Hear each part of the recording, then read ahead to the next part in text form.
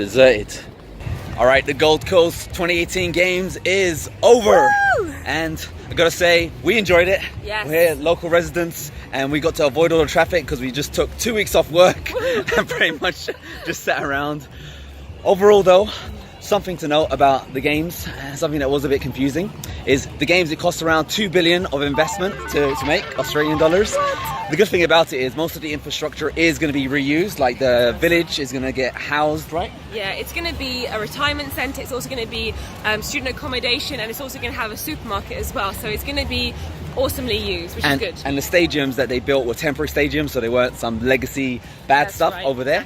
And it did give a nice international presence to the Gold Coast. It did. Like, everyone knows where Gold Coast is now on the map, which is awesome.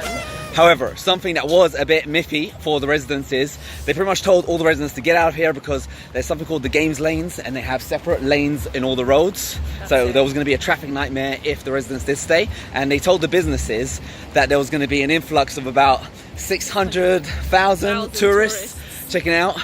And my friends, welcome to the Gold Coast 2018 Games. As you can see, there's masses of tourists. Come and join me and I'll show you the spectators. Look, you've got athletes on my right, you've got stadiums on my left, you've got crowds, hordes, crowds of people coming all over Australia and the world to see these beautiful games.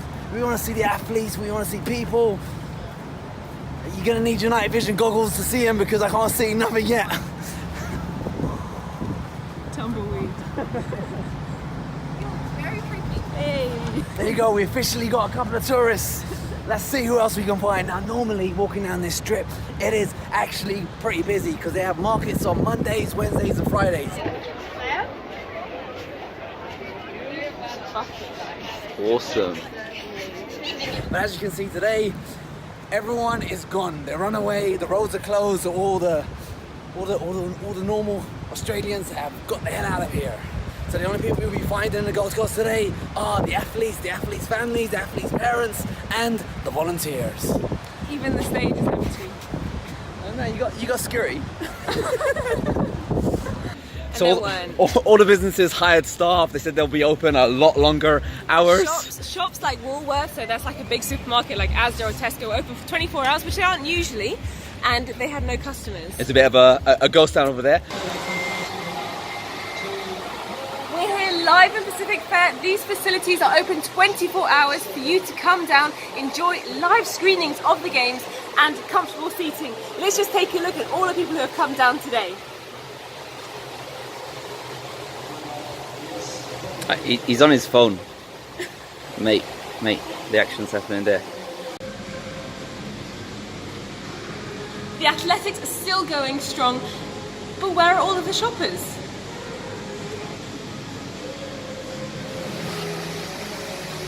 There's someone there. There's someone there. Oh wait, that's a mannequin.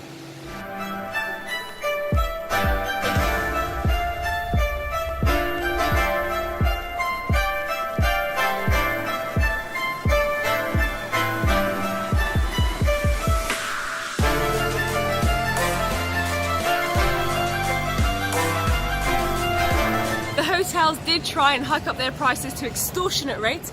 However, as they got closer to the games, they realised that the scare tactics worked, and actually there were no patrons to take up the rooms for occupation. Where are you now? Weekends, it was busy.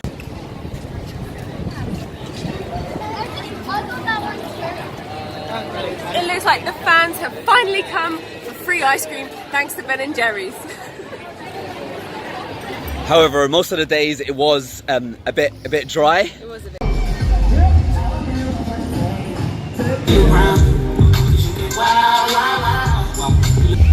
GC2018, giving you and the police an intimate experience.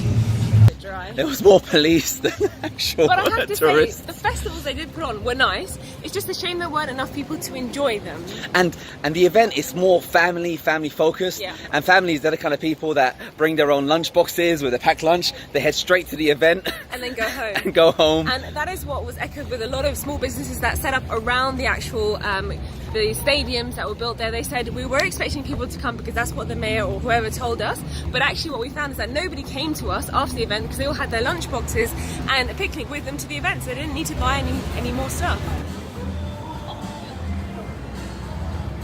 Where are the people? The restaurants can't stand the amount of traffic they're getting. Money-making machine right now. Money-making. Queues outside the doors. You gotta get your reservations in. Like, anytime really. They got spaces. On the positive note, there was no big security issues. There was a lot of police all the time. Can't fault that. Yeah, The security was unfaultable. They kept us safe. They kept the game safe. They did security ballards. They did road blocks as well. Really good. They kept everyone safe and there were no major instances, which is always a positive when you've got such a major event going on. And as it was a family-focused event, a lot of local businesses were a bit restricted on what they can normally do, especially the tourist operators. For example, the Meter Maids, who are a bit of an adult entertainment company. What they do is they dress up in bikinis and they walk around filling up your parking meters. Meter Maids! But they restrict, and they're quite an icon for like Surfers Paradise, which is a massive tourist thing, but they basically ban them from going on the streets. Even the condom still closed down. And additionally, a lot of people actually couldn't get to work because the park and ride service, which is where you park your car, hop on the tram and go to work, was closed, and it was only open to people who actually had ticket events.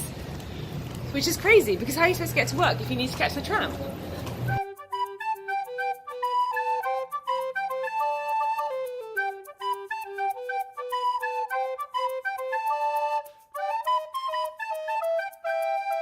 So that being the case, most of the residents did heed to the warnings of the traffic and they left, they got out of here. Finally, Surfers Paradise is empty enough to be appreciated. God bless you, Gold Coast Games. We told those residents to get out of here and they've gone.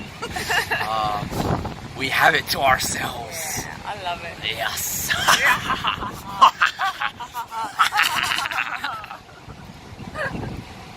And the ones that did stay, they ended up being volunteers. Yeah. It is fantastic to have traffic controllers operating 24 hours a day to make sure that all of the traffic is kept in a nice, steady manner. Just needs some traffic now, isn't it? And unfortunately the tourists never came to the local business events, so there was quite a hit. It's a full moon, babe. It's a full moon.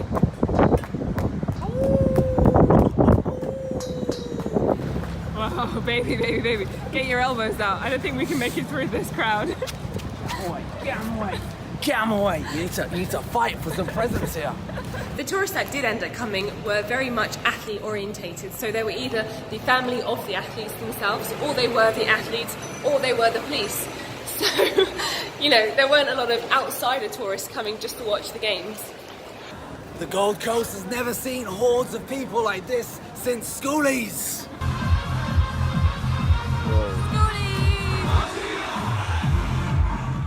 One cool thing that also happens in the games, and it happens every 4 years, is athletes actually go missing.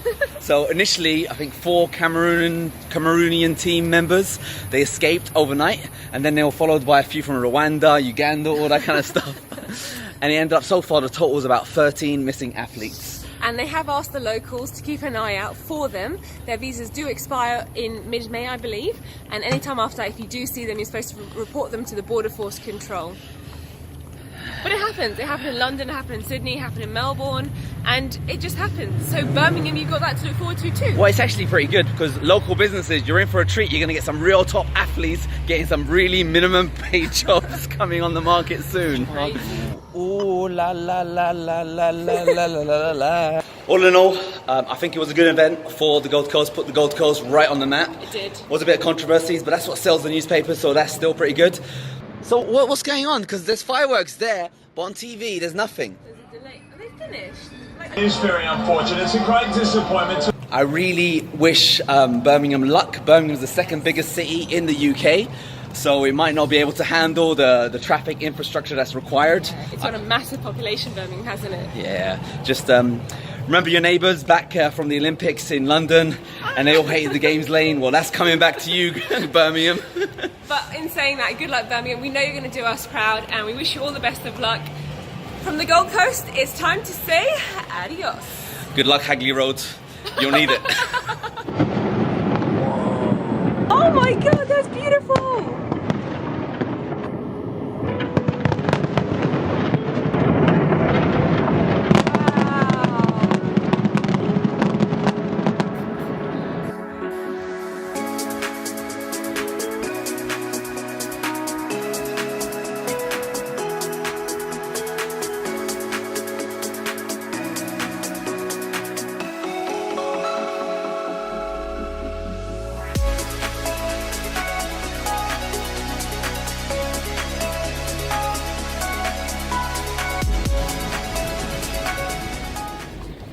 Deserted.